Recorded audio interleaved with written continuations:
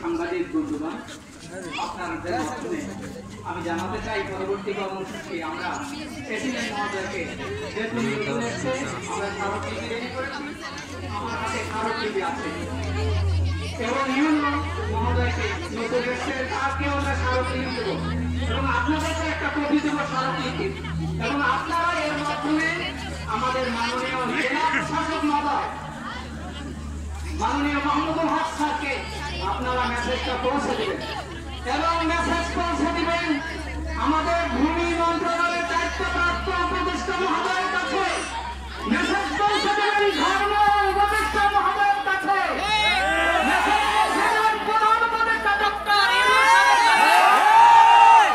মাননীয় উপদেষ্টা মহোদয়, বিশেষ করে এই এলাকার কৃতি সন্তান পৌঁছে দেবেন নাহিদুল ইসলামের কাছে। তার এই মাদ্রাসার এলাকার সন্তান তার কাছে পৌঁছে দেবে। আমাদের মাদ্রাসা রক্ষার জন্য যা করার দরকার প্রশাসন ছুটিভাবে তাই করবে। প্রধান উপদেষ্টা আমাদের দাবি না মানে, যদি কোন উপদেষ্টা আমাদের দাবি না মানে, আমরাই আমাদের দাবি আদায়ের জন্য যথেষ্ট রাস্তায় রক্ত ঢেলে দেব।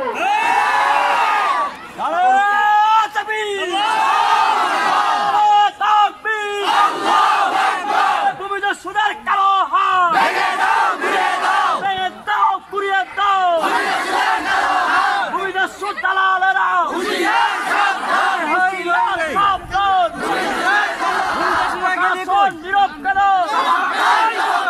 জবাব চাই, জবাব চাই, প্রশাসন নীরব কেন? আমার জমি দখল কেন? জবাব চাই, জবাব চাই। ভূমিদস্যু নাম আমার তৈরা বাড়ি পিছিয়ে যায় বাড়ি ভূমিদস্যুরা কি বাড়িতে আছে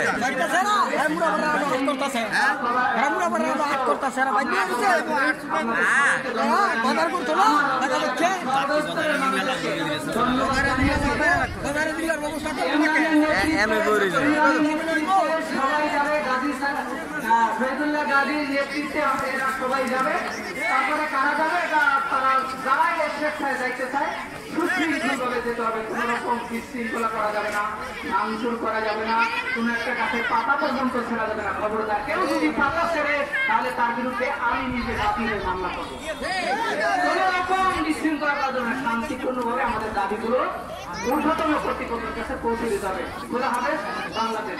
আসসালামু আলাইকুম ওয়া রাহমাতুল্লাহ।